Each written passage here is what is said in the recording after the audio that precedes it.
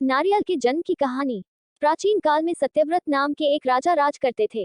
वह प्रतिदिन पूजा पाठ किया करते थे। उनके पास किसी भी चीज की कमी नहीं थी। वह धन दौलत से लेकर हर प्रकार की सुविधा से समृद्ध थे।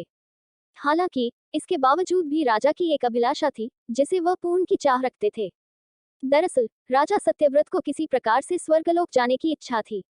वह अपने जीवन में कम से कम एक बार स्वर्गलोक के सौंदर्य को देखना चाहते थे, लेकिन उन्हें इसका मार्ग नहीं पता था। इधर दूसरी तरफ ऋषि विश्वामित्र अपनी तपस्या के लिए घर से बाहर निकले। चलते चलते वह अपनी कुटिया से काफी आगे चले गए थे। काफी समय बीत गया लेकिन वह नहीं लौटे। इस कारण उनका परिवार भूख और प्यास से तड़प रहा था। राजा सत्यव्रत को जब ये पता चला तो उन्होंने ऋषि विश्वामित्र के परिवार के पालन पोषण की जिम्मेदारी ले ली। कुछ समय बाद जब मुनिवर लौटे तो वे अपने परिवार को कुशल देख काफी प्रसन्न हुए। उन्होंने पूछा कि उनकी अनुपस्थिति में किसने उनकी देखभाल की।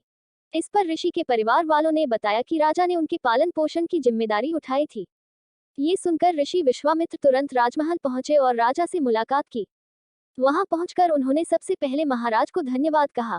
इस पर राजा ने ऋषि अपनी इच्छा पूर्ण होने का आशीर्वाद मांगा। राजा की बात सुनकर ऋषि विश्वामित्र ने कहा, बोलिए महाराज, आपको क्या वरदान चाहिए। तब महाराज ने कहा, हे मुनि, मुझे एक बार स्वर्गलोक के दर्शन करने हैं। कृपया करके मुझे वहां जाने का वरदान दें। राजा की प्रार्थना सुनकर ऋषि विश्वामित्र ने एक ऐसा रास्ता बनाया जो स्वर्गलोक की ओर जाता था। ये देख राजा सत्यव्रत बहुत खुश हुए। वह तुरंत उस रास्ते पर चल पड़े और स्वर्गलोक पहुंच गए। यहाँ पहुंचते ही इंद्रदेव ने उन्हें नीचे धक्का दे दिया, जिसके कारण वो सीधे धरती पर जा गिरे। राजा ने सत्यव्रत ने तुरंत सारी घटना ऋषि विश्वामित्र बताई। राज की बात सुनकर ऋषि विश्वामित्र गुस्से से आग बबूला हो उठे। उन्होंने तुरंत सभी देवताओं से इस बारे में बात की और इस समस्या का हल निकाला, जिसके बाद राजा के लिए एक नया स्वर्गलोक बनाया गया।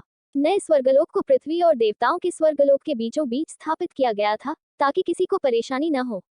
नए स्वर्गलोक से राजा सत्यव्रत तो बहुत खुश हुए, लेकिन विश्वामित्र को एक चिंता लगातार सता रही थी। उन्हें डर था कि नया स्वर्गलोक कहीं जोरदार हवा के कारण गिर न पड़े। अगर ऐसा होगा तो राजा सत्यव्रत दोबारा से धरती पर जा गिरेंगे। काफी सोच विचार के बाद ऋषि विश्वामित्र को एक उपाय सूझा। उन्होंने नए स्वर्गलोक के नीचे एक बहुत लंबा खंभा लगा दिया, ताकि उसे सहारा मिल सके। ऐसी मान्यता है कि नए स्वर्गलोक के नीचे लगाया गया खंभा एक विशाल पेड़ के तने के रूप में बदल गया। यही नहीं, कुछ समय पश्चात जब राजा सत्यव्रत की मृत्यु हुई तो उनका सिर एक फल में तब्दील हो गया। सभी से इस खंभे को नारियल का पेड़ कहा जाने लगा, जबकि राजा का सिर नारियल के रूप में जाना गया। यही कारण है कि नारियल का पेड़ इतना लंबा होता है। कहानी से सीख। इस कहानी से हमें ये सीख मिलती है कि अगर सच्चे मन से किसी की मदद करें तो हमारी हर ख्वाहिश पूरी हो सकती है।